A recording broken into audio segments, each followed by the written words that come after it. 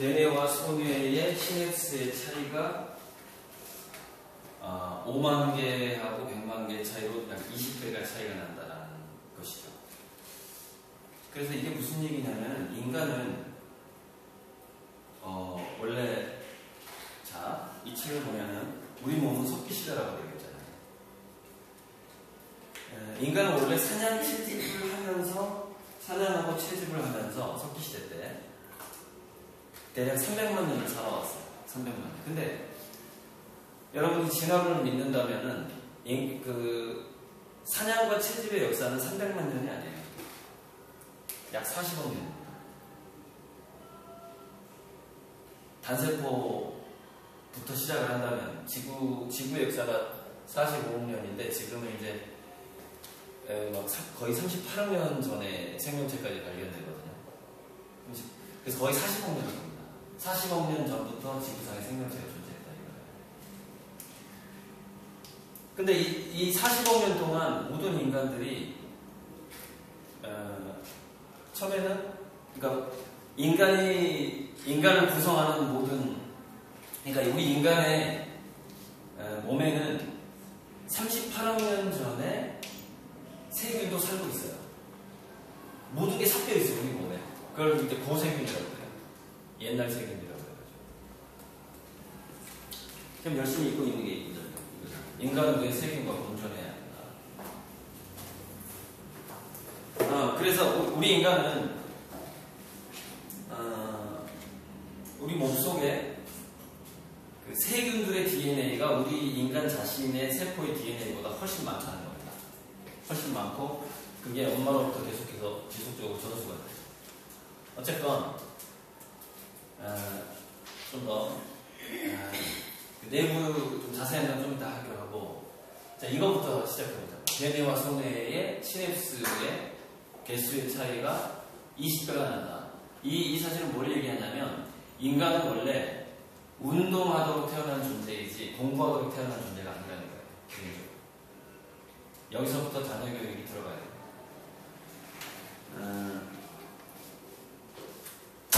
무슨 얘기냐면 최소한 저는 그거를 15세로 보는데요. 우리 두뇌 발달 단계에서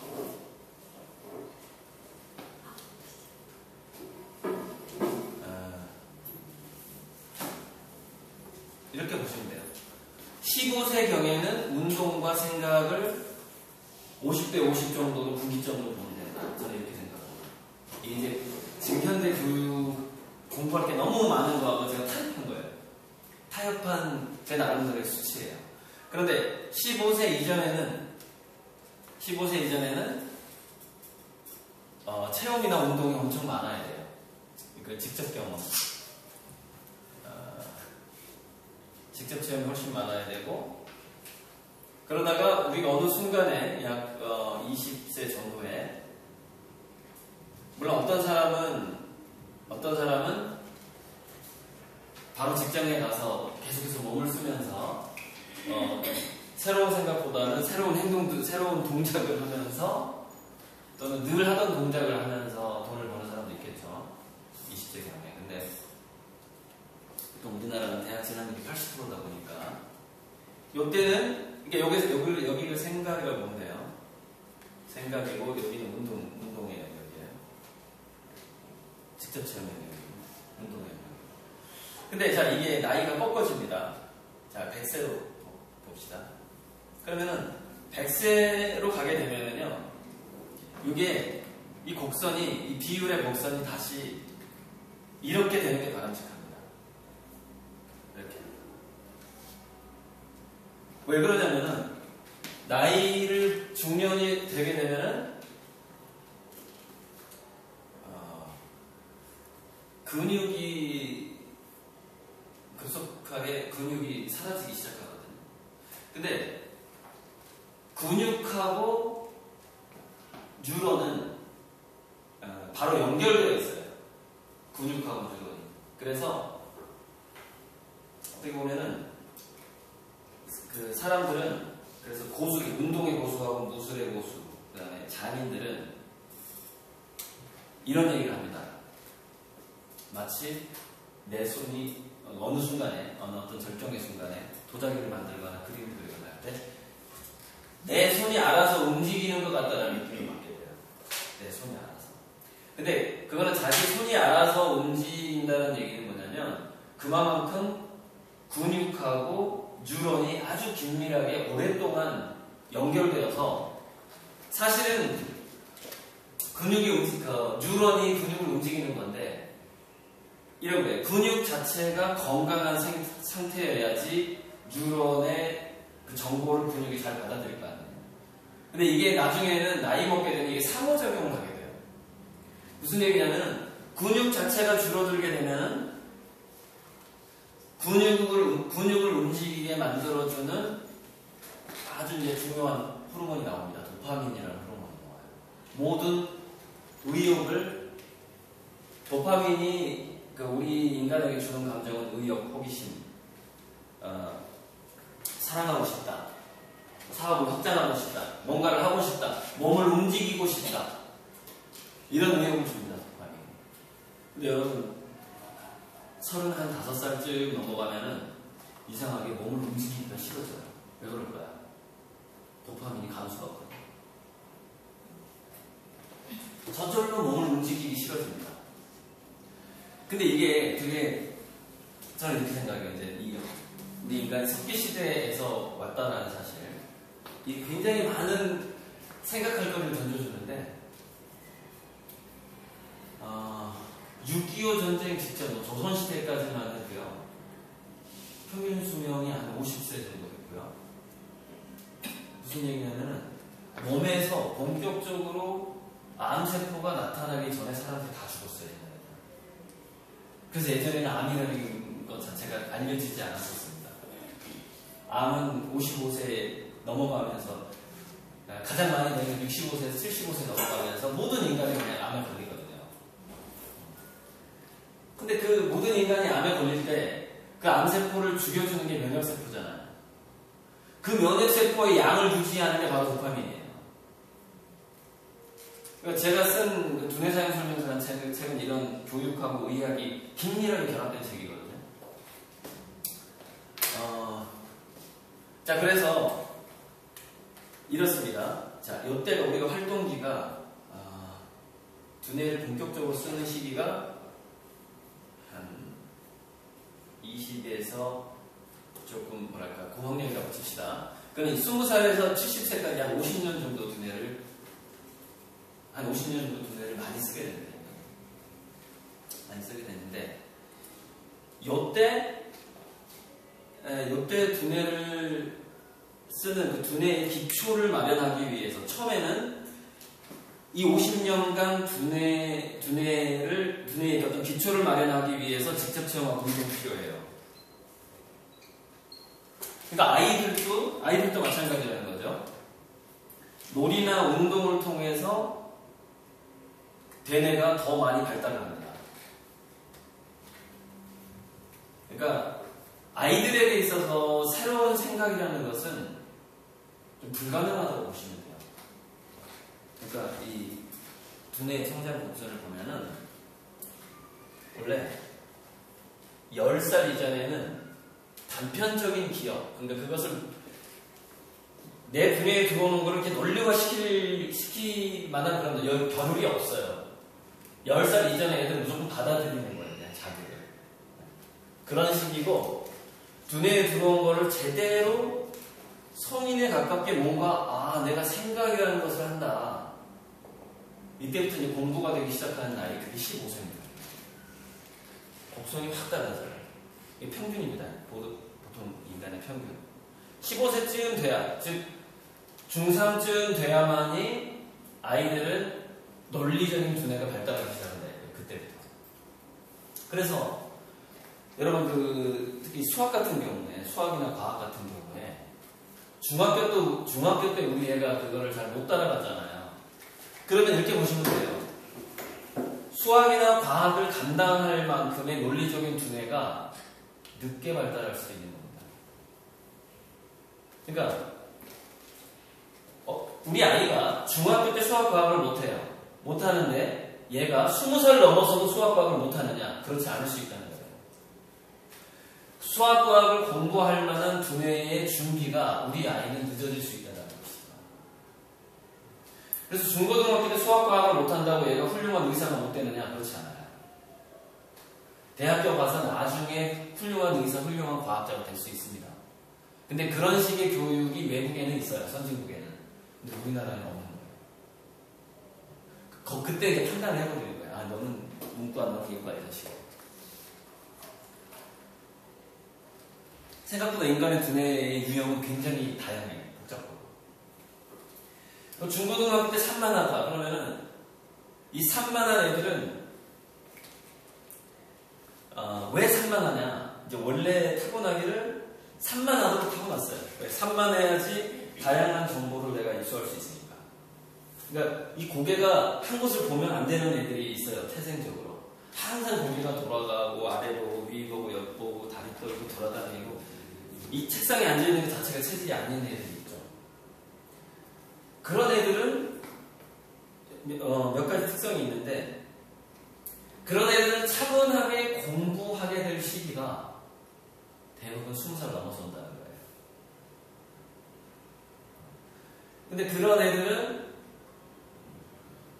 체질적으로 사업가의 기질을 타고난 애들이고, 그러니까 뭔가 이렇게 잘 발견을 해요. 돈 될 거리를 잘 발견하고, 잔머리가 좋아요. 융합도 잘하고. 근데 그런 애들이 차분하게 영어, 수학을 공부하고 과학을 공부하도록 타고나지 않았다는 거예요. 중요한 거. 걔네들이 차분하게 자기의 어떤 인생에 그리고 자기 사업에 필요한 공부를 한 나이는 25살 이후예요. 이미 대학교 다 끝나고 난 이후죠. 그러니까 우리나라는 대학교를 가는 시기 자체를 굉장히 다양화시킬 필요가 있어요. 그렇게 하지 않으면 학부모들부터 그런 관념을 가져야 됩니다. 우리 애가 지금 굉장히 산만한 애일 수 있으니까. 그 생각을 갖지 않으면 어떤 문제점이 있느냐면 자기 자식이 미래에 위대한 사업가가 될 사람인데 그 잠재력을 죽이게 됩니다. 없애버리게 돼요. 너는 왜 그렇게 산만하게 집중하지 못하냐는 어떤 말들. 그러니까 자, 원래 몸을 움직이기 좋아하는 애라고 칩시다. 그러면 그런 애는 15세가 아니라 20세까지 이걸 지켜주면 돼. 천천히 하면 되잖아. 이렇게 하면 되잖아. 그 아이는 두뇌를 통해서 생각을 하면서 인생을 펼쳐나가야 되는 시기가 걔는 보통 사람은 20살에서 70세인데 걔는 40세에서 80세일 수 있어요. 어렸을 때 산만했던 애들. 전성기가 늦게 온다는 게 대뇌를 쓰는 전성기는 늦게 온다는 것이죠. 대뇌를 쓰는 전성기는. 실제로 그 뇌를 연구해보니까 그렇게 나옵니다. 그러니까 이 도파민이라는 것이 ADHD 성향이 있는 애들이 보통 10년에서 15년 더 길게 유지가 됩니다. 보통 사람들은 25살에 끝나는데 산만한 애들은 35세, 45세까지 가더라고요. 무슨 얘기냐? 움직이기 좋아하고 산만한 애들은 원래 나중에 공부하도록 두뇌가 세팅됐다 이 말입니다. 원래 나중에 공부해야 되는 거예요. 먼저 체험을 하고 장사하고 세상을 경험한 다음에 자기 인생을 업그레이드하기 위해서 30대 때 공부하도록 세팅된 두뇌라는 거예요.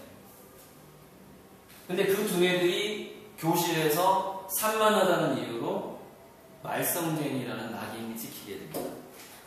근데 인간은 내가 친구랑 대비해서 내가 문제한 것 같아. 친구는 가만히 앉아서 지금 문제를 잘 풀고 책상에 앉았다면 10시간 동안 앉아있는데 난 도저히 못하겠거든. 근데 선생님이 나한테 문제를 하라고. 근데 여러분 초등학교, 중학교 때 선생님의 권위가 높죠. 그죠? 권위가 높은 사람의 말은 거의 주문처럼 최면에 걸린 아이들에게 거는 저주처럼 작용합니다. 실제로는 이 아이는 굉장히 창의력이 좋고 나중에 늦게 굉장히 대성한 아이인데 중고등학교 때 낙인 찍히는 거예요. 너는 문제야, 말썽아. 선생님이 원하는 일은, 선생님이나 부모가 원하는 일은 못하는 애 이렇게 돼버리는 거죠. 그래서 그 가능성이 있음에도 불구하고 나중에 뽑히질 않아요. 이미 20살 전에 끝나버려요. 그래서 그 아이는 이렇게 자기 생각의 깊이를 처음에는 직접 체험이나 운동이나 이렇게 산만함으로써 어린 시절을 보내다가 20살까지 전문대 가겠죠. 그렇죠. 명문대는 못 가죠. 현재 우리나라 제도에서는. 하지만 나중에 앞으로 대학은 인기가 사라집니다. 실질적인 생산성을 내지 못하기 때문에. 특히 우리나라 대학은 더 그래요. 그럼 얘가 나중에 전문대 갔다가 나중에 서울대에서 박사학위를 받을 수도 있는 거예요. 왜? 공부머리가 늦게 오니까. 산만한 애들. 원래 눈에는 그러니까. 그래서 얘는 쭉 하다가 뭔가 활동을 몸을 써야만 하는 애들인 거죠. 그러니까 몸으로 생각하는 애들이라는 것이죠. 애들은. 그리고 더 많은 것을 경험하고자 하는 욕심이 너무 많은 거예요. 그래서 주변에서 야 너는 딱 지금 이 나이에 이것만 알면 되는데 거기에 거부하는 거예요. 아 왜 나는 오토바이 타고 스피드 좀 내고 싶고 그죠? 여자친구도 좀 사귀고 싶고 이렇게 돼. 아무튼 여러 가지 체험을 더 하고 싶은데 왜 학교에만 있으라고 하느냐라고 반응을 하죠. 그런 애들은.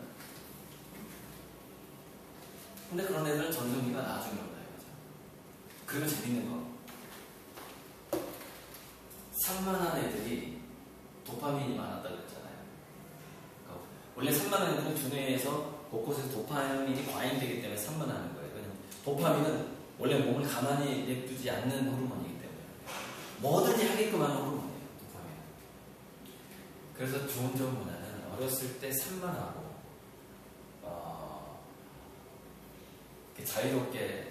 자유로운 영혼이었던 사람들은 암에 더 안 걸립니다. 면역력이 더 강하기 때문이에요. 그 사람들은 나이 먹어도 암에 안 걸려요. 단 한 가지만 조심하면 돼요. 뭐냐? 심혈관계 질환을 조심합니다. 근데 참 문제가 뭐냐면 우리나라의 사회 진출 이 시스템 자체가 어렸을 때 공부하고 조금 이렇게 적성이 안 맞았던 애들을 약간 낙인 찍는다고 했잖아요. 사회적인 열등감 속에서 지속적으로 살게 만들어버리는 시스템. 우리나라. 이게 앞으로 바뀌어야 되는데.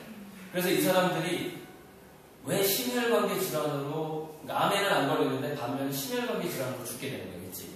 왜냐면은 울분이 쌓입니다. 세상을 살면서. 원초적으로 이렇게 참여를 해버리니까. 야, 너 스카이 안 나왔잖아. 이런 차별을 당하기 시작하는 거예요. 원래 굉장히 가능성이 있는 사람들인데. 그러니까 이 사람들이 조금 더 차분한 성격은 아니거든요. 근데 이게 이 감정적인 다혈질하고 나에게 오는 울분 자체가 부딪히기 시작해요. 그러다 보니까 이 사람들이 면역력이 아주 강한 상태로 태어나는데 반대로 혈압 때문에 일찍 죽어갑니다. 여기서 그 마인드 컨트롤을 굉장히 잘해야 돼요. 그래서 이런 어떤 전반적인 100년의 인생 또는 120년 미래에는 의학이 발달하면 우리가 기본적으로 150년을 산다고 하거든요. 우리 자녀들은 한 150년 산다고 볼 수 있어요. 지금 현재 초등학생입니다. 조금 돈이 필요할 수도 있어요. 돈이 필요할 수도 있는데 어쨌건 100세 이상 사는 시대라고 생각하고 우리가 자녀 교육을 들어가야 되거든요. 그렇게 봐야 돼요. 자, 무슨 얘기냐? 여러분들의 자녀 중에서 40살 때까지 전혀 공부를 안 하다가 40살 때 공부를 시작해서 성공할 사람들도 얼마든지 있다는 겁니다. 이거를 명심하셔야 돼요. 여러분 그 켄터키 프라이드 치킨 알죠? 그 사람 환갑 넘어서 전 세계적인 체인점 낸 사람이잖아요. 그래서 제 PPT에는 50 넘어서 성공한 사람들의 명단이 뒤에 쫙 나와요. 굉장히 많습니다. 50 넘어서 뭔가 성공한 사람. 어쨌건 자 본론으로 다시 들어와서 그래서 45세가 넘어가게 되면요 치매에 안 걸리려면 근육을 유지하는 게 가장 중요합니다. 그러니까 45세 이후에는 근육을 유지하는 게 가장 중요하고 15세 이전에는 근육을 만드는 활동이 중요해요. 만드는 활동. 왜냐하면 15세 이전에 그러니까 이거는 생각의 근육이기도 하는데 어쨌건 몸의 근육을 만들면서 동시에 생각의 근육을 만들어야 된다는 게 중요해요. 15세 이전.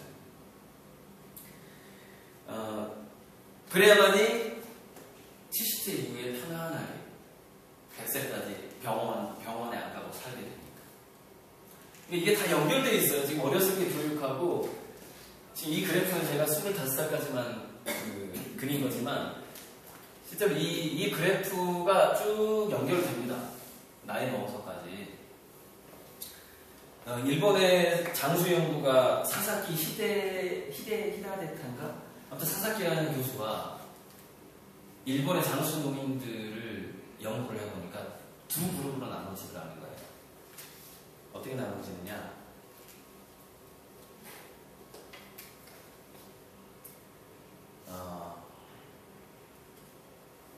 이게 이제 중간 그룹이에요. 그러니까 90을 못 넘기는 사람이 80대에 죽는 사람이 있어요. 근데 여기 중간이고 이렇게 나눠지더라고요. 확실하게 100세 이상 95세에서 100세 이상 사는 사람하고 85세를 넘기지 못하는 노인 두 그룹으로 나눠지더라는 거예요. 근데 재밌는 걸 발견합니다, 이 사람이. 근데 이상하게 85세 이전에 죽는 사람은 꼭 병원에서 누워있는 기간이 길더라는 거예요.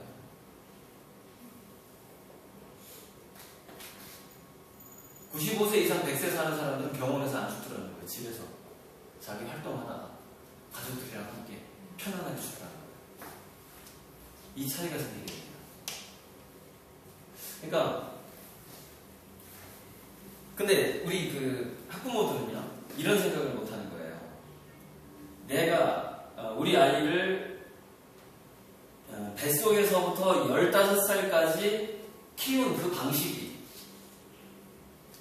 그 자녀가 죽는 방식을 결정할 수 있다는 생각까지 못하는 겁니다. 이게 아주 굉장히 중요한 문제예요. 그리고 그거에 대해서 쓴 책이에요. 둘이서 절판됐는데 도서관에서 빌려봐야 돼요. 사볼 수가 없어요. 이 책이 좀 어렵습니다. 이런 내용을 담고 있기 때문에.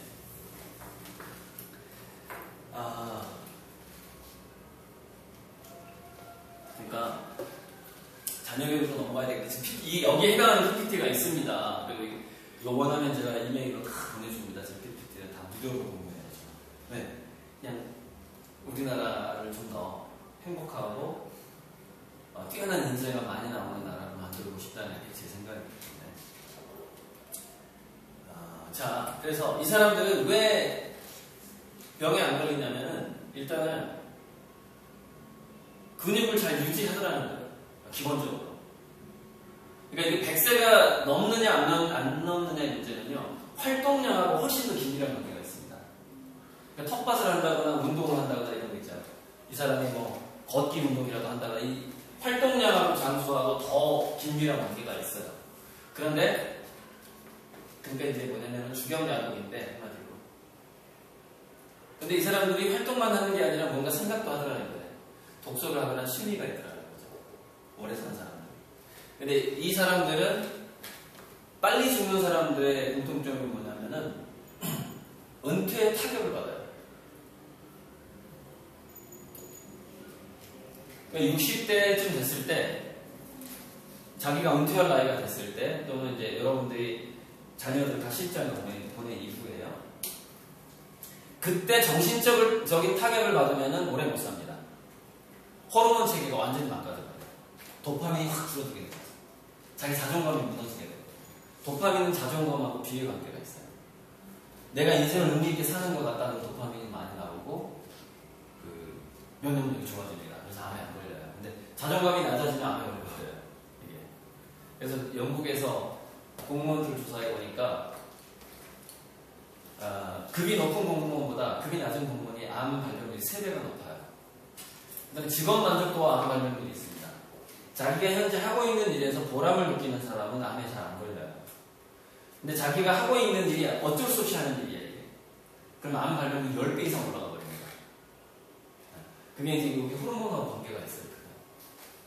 면역력하고 호르몬. 그러니까 자기가 현재 하는 일이, 그러니까 여러분들이 지금 현재 전업주부다.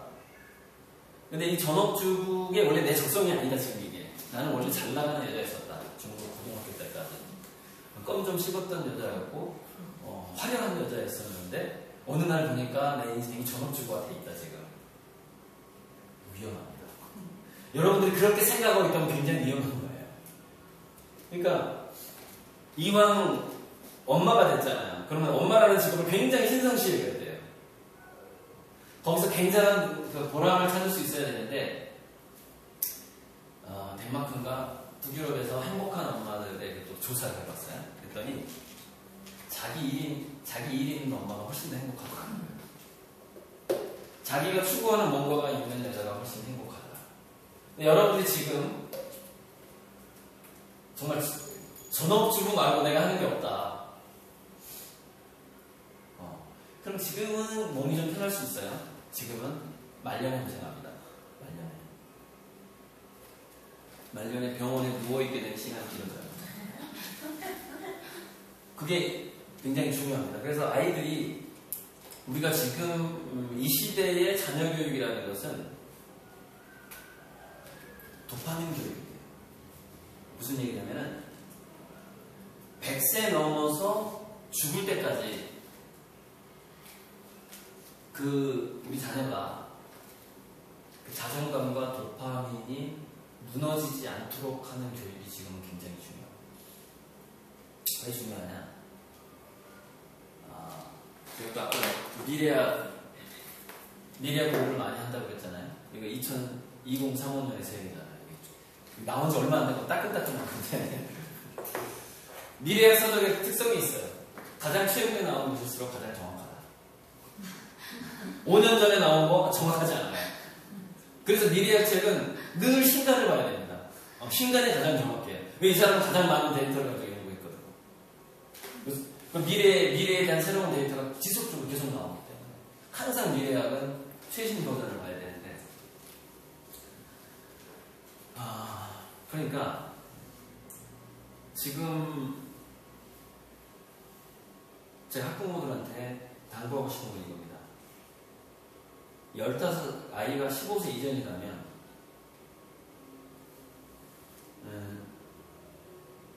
명문대 도구마를 벗어나서 명문대 스카이를 벗어나서 우리나라의 명문대의 효용성은 지속적으로 줄어들게 되어 있어요. 이거를 생각하셔야 됩니다. 이 두 가지만 생각하셔야 돼요. 이게 바벨젤이에요. 제 유튜브 강의도 너무 좀 여러 개가 올라가 있어서 여기서 끊어야 되겠네요. 중복되는 걸 싫어했어요.